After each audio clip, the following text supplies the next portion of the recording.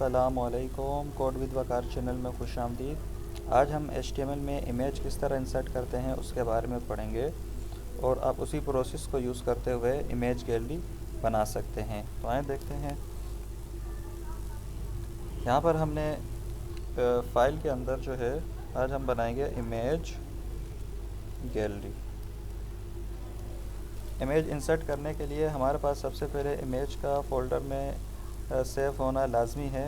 तो हम अपने फ़ोल्डर में चलते हैं। ये HTML फ़ोल्डर है, इसको ओपन करेंगे। यहाँ पर मैंने एक बैनर के नाम की इमेज सेव की हुई है। इसमें कुछ बातें हमें जो है ज़हन नशीन करनी पड़ती है। सबसे पहले तो हमारे लिए जो सबसे इम्पोर्टेंट चीज़ है वो है इमेज का नाम। इमेज का जो नेम है उसमें वो हमने किस तरह टाइप किया हुआ है। कोशिश करें कि इमेज के नेम के अंदर स्पेस ना हो। बाकी आप कैपिटल में या स्मॉल में जिस तरह चाहें लिख सकते हैं। दूसरी बात जो सबसे इम्पोर्टेंट है इमेज को इंसर्ट करते वक्त वो है इमेज की टाइप, कि हम किस टाइप की इमेज जो है वो अपने वेब पेज में इंसर्ट कर रहे हैं। अब मेरे पास जो ये इमेज है वो JPG फाइल है, JPG एक्सटेंशन इसका अगर हमें प्रॉपर एक्सटेंशन चेक करनी हो तो हम यहाँ पर इस इमेज पे राइट क्लिक करेंगे और राइट क्लिक करने के बाद प्रॉपर्टीज़ पे क्लिक करेंगे और प्रॉपर्टीज़ पे क्लिक करने के बाद हमारे पास एक प्रॉपर्टीज़ विंडो ओपन होगी और यहाँ पर हमारे पास टाइप ऑफ फाइल और ये एक्सटेंशन हमारे पास शो हो रही होगी।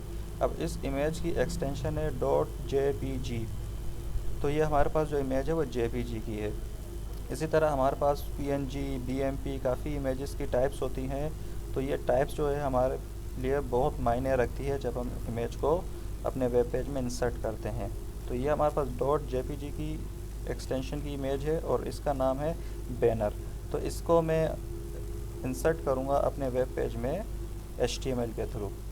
तो इमेज को इंसर्ट करने के लिए हम जो टैग यूज़ करते हैं वो है IMG एलिमेंट हम लिखेंगे। अब IMG के अंदर हमारे पास जो है वो कुछ एट्रीब्यूट है और उसे IMG जो है हमारे पास फिक्स एम्प्टी एलिमेंट है और इसके अंदर हम कुछ एट्रीब्यूट यूज़ करते हैं जो फिक्स एट्रीब्यूट कहलाते हैं। तो फिक्स एट्रीब्यूट का मतलब कि वो लाजमी देने हैं, अगर आप वो नहीं लिखेंगे तो ये जो हमारे पास टैग है ये प्रॉपर वर्क नहीं करेगा। मतलब IMG लिखने से कुछ भी नहीं होगा। ये एक एम्प्टी एलिमेंट है हमारे पास और इसके अंदर जब हम इसका एट्रीब्यूट डिफ़ाइन करेंगे तो ये वर्केबल हो जाएगा, तो इसकी वर्किंग स्टार्ट हो जाएगी। अब एट्रीब्यूट जो है हमारे पास सबसे पहले इमेज इंसर्ट करने के लिए हम यहाँ पर लिखते हैं SRC स्टैंड फॉर है सोर्स, कि हमें जो इमेज इंसर्ट करनी है उसकी सोर्स मतलब उसका पाथ कहाँ पर है। अब हमारी जो इमेज है वो इस फाइल के साथ जो हमारे पास HTML की फ़ाइल है बिल्कुल उसी के साथ ही इमेज की फ़ाइल मौजूद है। अब इमेज की फ़ाइल और HTML फ़ाइल दोनों एक साथ है तो हमें यहाँ पर सोर्स में डायरेक्ट इमेज का नाम लिखना पड़ेगा, banner.jpg। तो सोर्स में हमें इमेज का नाम विद एक्सटेंशन ये दोनों चीज़ें लिखनी पड़ेंगी। इसको हम सेव करते हैं और चेक करते हैं अपने वेब ब्राउज़र में। तो ये देखें हमारे पास एक इमेज इंसर्ट हो चुकी है। अब इस इमेज की बाय डिफ़ॉल्ट जो साइज़ थी ये उसी साइज़ में जो है हमारे पास डिस्प्ले हो रही है। अब यहाँ पर अगर मैं एक्सटेंशन चेंज करता हूँ, जैसे मेरे पास इमेज जो है वो .jpg एक्सटेंशन की है और मैं यहाँ पर लिखता हूँ PNG, सेव किया, जबकि मेरे पास इस इमेज की एक्सटेंशन PNG नहीं JPG है। अब हम इसको चेक करेंगे और अपनी फ़ाइल को रिफ़्रेश करते हैं तो देखें हमारे पास यहाँ पर जो है पाथ डिफ़ाइन नहीं हो रहा, जिसकी वजह से जो है इमेज शो नहीं हो रही। अब जब हमारे पास अक्सर औक़ात इस तरह कोई इशू आ जाए, मतलब हमने एक्सटेंशन गलत लिख दी या हमने इमेज का नाम गलत लिखा, मैं इस इमेज की एक्सटेंशन को बिल्कुल परफेक्ट लिख रहा हूँ और उसके बाद मैं इसका नाम चेंज करता हूँ। जैसे बैनर इमेज का नाम है, मैं यहाँ लिखता हूँ बैनर्स। अब हम सेव करेंगे, जब दोबारा हम अपने ब्राउज़र में जाके इसको रिफ़्रेश करेंगे तो तब भी हमारे पास ये इमेज शो नहीं होगी क्योंकि इसका नाम चेंज हो चुका है। तो लाजमी है कि हम यहाँ पर इमेज का नाम भी बिल्कुल परफेक्ट लिखें और एक्सटेंशन भी वही टाइप करें जो जिस एक्सटेंशन की इमेज है। अगर इस तरह की सिचुएशन हो जाती है, जैसा हमने सोर्स डिफ़ाइन किया लेकिन सोर्स में कोई मिस्टेक हो गई और इमेज शो नहीं हो रही, तो हम लोग उसके लिए एक और एट्रीब्यूट यूज़ करते हैं, ALT, मतलब अल्टर, कि अल्टरनेट जो है अगर इमेज शो ना हो तो फिर क्या हो। और यहाँ अल्ट एट्रीब्यूट जो है वो हमारे लिए बहुत ही मुफीद है, क्योंकि सर्च इंजन ऑप्टिमाइजेशन SEO में जब भी गूगल में कोई भी यूज़र्स कुछ भी सर्च करता है, फाइंड करता है, जैसे इमेज के हवाले से कुछ फाइंड करता है, तो गूगल सर्च इंजन जो है वो इमेज को उसके नाम या उसकी एक्सटेंशन से फाइंड नहीं करता, वो उसके अल्ट एट्रीब्यूट से फाइंड कर रहा होता है। तो ये हमारे पास जो है हमारे वेबसाइट में सर्च इंजन ऑप्टिमाइजेशन के लिए भी इमेज पे अल्ट एट्रीब्यूट का अप्लाई करना लाजमी है और बेहतर है। तो यहाँ पर हम लिखेंगे कि अगर हमारे पास इमेज शो ना हो तो यहाँ पर हम लिखते हैं this is a banner image. अब यहाँ पर अगर हमारे पास सोर्स में कोई मिस्टेक होगी, मतलब नाम चेंज होगा या एक्सटेंशन चेंज होगी, तो इमेज शो नहीं होगी और इमेज के बिहाफ पे ये टेक्स्ट हमारे पास शो हो जाएगा। अब हमारे पास इमेज का नाम बैनर है, पर मैंने यहाँ पर बैनर्स टाइप किया हुआ है, तो इमेज शो नहीं होगी। तो देखते हैं ये अल्ट टेक्स्ट शो होता है या नहीं। तो हम इसको सेव करेंगे, यहाँ आके रिफ़्रेश करते हैं तो देखें इमेज शो नहीं हुई, तो यहाँ पर हमारे पास टेक्स्ट शो हो रहा है, this is a banner image. और अगर मैं इमेज की एक्सटेंशन पाथ बिल्कुल करेक्ट टाइप करूँ, जैसे मैंने यहाँ पर banner.jpg टाइप किया, इसको हम जब रिफ़्रेश करके यहाँ रिफ़्रेश करेंगे तो हमारे पास इमेज शो होगी। और जब भी इमेज की सोर्स में कोई भी इशू होगा, चाहे एक्सटेंशन में हो या नेम में, तो हमारे पास अल्ट एट्रीब्यूट जो है वो अल्टर टेक्स्ट शो होगा। इसी तरह हमारे पास कुछ और एट्रीब्यूट है, जिस तरह मुझे इमेज की विड्थ बढ़ानी हो या कम करनी हो तो मैं विड्थ एट्रीब्यूट को यूज़ करूँगा। यहाँ पर हम विड्थ जो है पिक्सल में टाइप करते हैं, मतलब हमारे पेज की जो पूरी विड्थ है वो रेजोल्यूशन के मुताबिक होती है। जिस तरह किसी की स्क्रीन रेजोल्यूशन 1000 होती है, तो किसी की 1280 होती है, किसी की 1300 होती है, तो एक्सटेंशन के हिसाब से पिक्सल यूज़ हो रहे होते हैं। अब यहाँ पर जो है मैं बाय डिफ़ॉल्ट इसकी विड्थ करता हूँ 200, मतलब 200 पिक्सल जो है वो इसकी विड्थ हो जाए इमेज की। तो इसको हम सेव करते हैं और सेव करने के बाद यहाँ पर आके हम इसको रिफ़्रेश करेंगे तो देखें यहाँ पर जो है विड्थ ऑटो 200 पिक्सल हो चुकी है, और हाइट जो है वो ऑटो ऐड हो जाएगी, ऑटो एडजस्ट करेगा अगर हम सिर्फ विड्थ टाइप करेंगे। और अगर हम अलग से हाइट डिफ़ाइन करते हैं, हाइट एट्रीब्यूट यहाँ पर हमने लिखा, जिस तरह हाइट मैंने लिखा यहाँ पर कि 300 पिक्सल हो जाए, इसको हम सेव करते हैं और रिफ़्रेश करेंगे तो यहाँ पर हमारे पास हाइट जो है जितनी हम डिफ़ाइन करेंगे वो शो हो जाएगी। इसी तरह हमारे पास एक और यहाँ पर एट्रीब्यूट है टाइटल का, कि अगर इमेज के ऊपर कोई भी माउस एरो ले जाए तो इमेज के ऊपर क्या शो होना चाहिए। मैं जैसे यहाँ पर लिखता हूँ ब्यूटीफुल इमेज, कि जब भी हमारे इस बैनर के ऊपर कोई भी एरो ले जाएगा, माउस ओवर करेगा, तो वहाँ पर ब्यूटीफुल इमेज हिंट्स में लिखा हुआ आएगा। इसको हम सेव करते हैं। देखें बाय डिफ़ॉल्ट हमारे पास इमेज में कुछ भी नहीं है, लेकिन जब मैं इसके ऊपर एरो ले जाऊँगा तो हिंट्स बार में ब्यूटीफुल इमेज लिखा हुआ आएगा।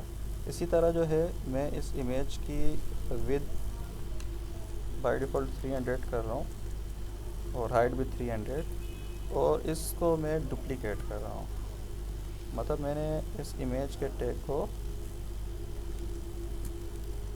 कॉपी किया और यहाँ आके पेस्ट कर दिया। 2 इमेजेस जो है वो हमने अप्लाई की। अब हम देखते हैं, सेव किया तो ये देखें हमारे पास 2 इमेजेस आ गई, 1 इमेज ये है, 2 इमेज ये है। तो इससे हमें पता चलता है कि जो इमेज का जो हमारा टैग है वो इनलाइन टैग है, ब्लॉक लेवल टैग नहीं है, ब्लॉक लेवल एलिमेंट नहीं है। ब्लॉक लेवल एलिमेंट में क्या होता है कि जो ब्लॉक लेवल एलिमेंट होते हैं वो अपनी रो में दूसरे टैग को अलाउ नहीं करते, और जिसकी वजह से जो है हमारे पास जब भी हम कोई और टैग लिखते हैं, कुछ और डिस्प्ले करवाना चाहते हैं, तो नेक्स्ट रो में शो होता है। लेकिन इनलाइन एलिमेंट में एक साथ सारे जो एलिमेंट्स है, ऑब्जेक्ट हैं, वो हमारे शो होते हैं, जिस तरह दोनों इमेज एक साथ शो हो रही हैं। इसी तरह अगर हमारे पास जो है, अगर इस इमेज को हम किसी फ़ोल्डर के अंदर रखते हैं तो तब क्या होगा। जैसे मैंने यहाँ पर इसी फ़ोल्डर के अंदर एक और फ़ोल्डर क्रिएट कर रहा हूँ, और उस फ़ोल्डर का नाम मैंने रखा इमेजेस, और ये इस बैनर की इमेज को मैं इस फ़ोल्डर के अंदर इंसर्ट कर रहा हूँ। अब हमारे पास इंडेक्स HTML की फ़ाइल जो है वो HTML फ़ोल्डर में सेव है, जबकि हमारे पास बैनर इमेज जो है वो इमेजेस फ़ोल्डर के अंदर मौजूद है। तब यहाँ पर पाथ देखें, HTML फाइल फ़ोल्डर के अंदर हमारे पास HTML की फ़ाइल है, और इमेजेस फ़ोल्डर के अंदर हमारे पास सिर्फ एक ये इमेज है। तो हम अब अगर इस इमेज के साथ लिंक करना चाहें तो कैसे करेंगे। सबसे पहले हमने इमेज को मूव किया, मूव करने के बाद हम सिर्फ आउटपुट चेक करते हैं, पेज को रिफ़्रेश करेंगे।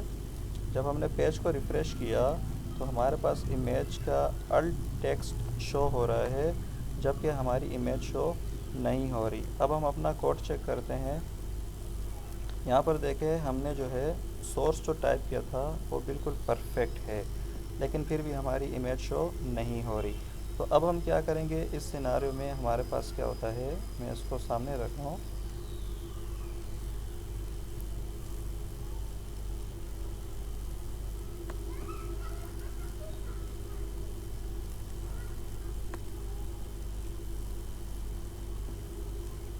और यहाँ से एक इमेज हम फिल वक्त रिमूव करते हैं। अब देखें, IMG सोर्स, हमने कहा इमेज का नाम है बैनर। अब बैनर इमेज का नाम डायरेक्ट हम तब लिखते हैं जब हमारे पास HTML की फ़ाइल और इमेज की फ़ाइल एक साथ मौजूद है, एक ही फ़ोल्डर में सेव हो। जबकि अब हमारे पास इमेज की फ़ाइल इमेजेस फ़ोल्डर के अंदर सेव है, और यहाँ पर इसको पाथ नहीं मिल रहा। तो अब हम यहाँ पर बताएंगे कि HTML की फ़ाइल जहाँ मौजूद है उसके पास एक इमेजेस नाम का एक फ़ोल्डर भी है। तो यहाँ हमें वो फ़ोल्डर का नाम लिखना पड़ेगा, इमेजेस। फिर उसके बाद उस इमेजेस फ़ोल्डर के अंदर हमारे पास जो है वो इमेज मौजूद है। तो अब इमेजेस फ़ोल्डर के अंदर इंसर्ट होने के लिए हम यहाँ पर / लिखेंगे। तो यहाँ पर हमने लिखा कि हमारे पास एक इमेजेस नाम का फ़ोल्डर है। किसी भी नाम का आप फ़ोल्डर बनाएंगे तो उस नाम को यहाँ पर लाजमी मेंशन करेंगे, और उसके अंदर इंसर्ट होने के लिए हमें / का सहारा लेना पड़ेगा। और उसके अंदर जब हम जाएंगे तो हमारे पास ये इमेज शो होगी, वहाँ पर वो इमेज मौजूद होगी जिसके साथ ये सोर्स लिंक करेगा। अब हम इस फाइल को सेव करते हैं और यहाँ आके अपने पास रिफ़्रेश करेंगे तो देखें हमारे पास ये इमेज दोबारा शो हो रही है। तो ये जो है हम इस तरह पाथ को मज़ीद डिफ़ाइन करते हैं। और अगर हमें बैकवर्ड जाना हो, बिलफ़र्ज़ हमारे पास जो है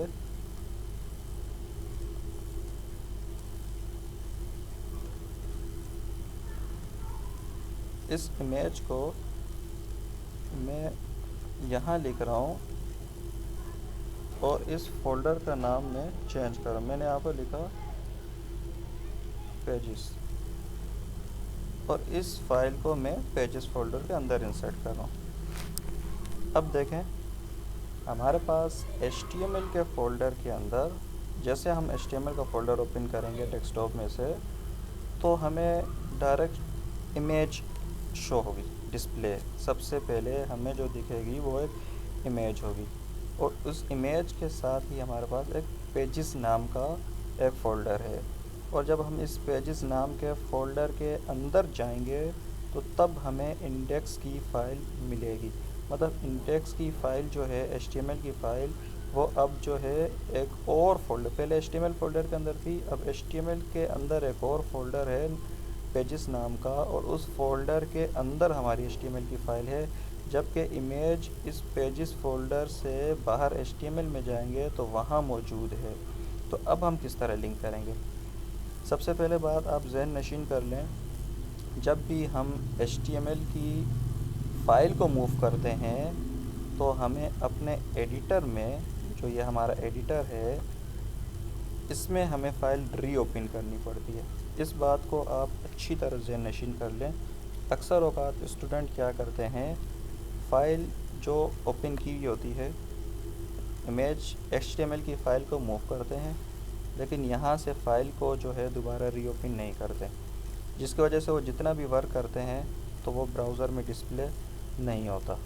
तो आपको जब भी HTML की फ़ाइल को कहीं पर भी मूव करवाएंगे, आप किसी फ़ोल्डर के अंदर कॉपी करेंगे या बाहर पेस्ट करेंगे, तो एडिटर के अंदर आके पुरानी फ़ाइल को आप क्लोज़ करेंगे और फ़ाइल में जाके आप फ़ाइल उस HTML की फ़ाइल का न्यू पाथ बताएंगे कि अब फ़ाइल कहाँ है।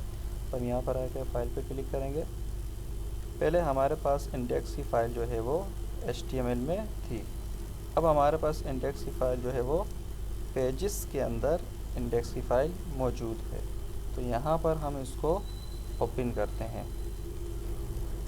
यहाँ पर हमने इंडेक्स की फ़ाइल को ओपन किया, और ओपन करने के बाद अब अगर हम इस फ़ाइल को ओपन करें, इस इंडेक्स फ़ाइल को ओपन करें, तो देखें हमारे पास यहाँ पर फ़ाइल शो नहीं होगी, क्योंकि अब हमारे पास जो है वो पाथ चेंज हो चुका है। अब हमने बताया है कि इमेजेस फ़ोल्डर के अंदर banner.jpg की फ़ाइल है, जबकि ऐसा नहीं है। अगर हम अपने फ़ोल्डर स्ट्रक्चर को देखें तो इंडेक्स फ़ाइल के साथ कोई फ़ोल्डर मौजूद नहीं है, इमेजेस नाम का कोई भी फ़ोल्डर मौजूद नहीं है। तो हम इसको पहले रिमूव करेंगे। अब यहाँ लिखा हुआ है कि banner.source में banner.jpg की फ़ाइल है, जबकि इंडेक्स फ़ाइल के साथ कोई भी फ़ाइल नहीं है banner.jpg की। अब banner.jpg की फ़ाइल नहीं है तो banner.jpg की फ़ाइल कहाँ पर है? अब banner.jpg की फ़ाइल इस फ़ोल्डर से हम जब बैक जाएंगे HTML फ़ोल्डर में तो वहाँ मौजूद है।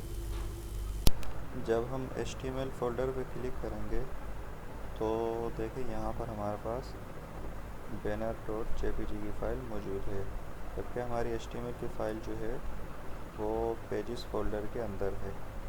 तो HTML फ़ाइल को इमेज के साथ लिंक करवाने के लिए हमें जो है बैक जाना पड़ेगा। तो बैक जाने के लिए हम अपनी फ़ाइल में सोर्स में $/ यूज़ करते हैं।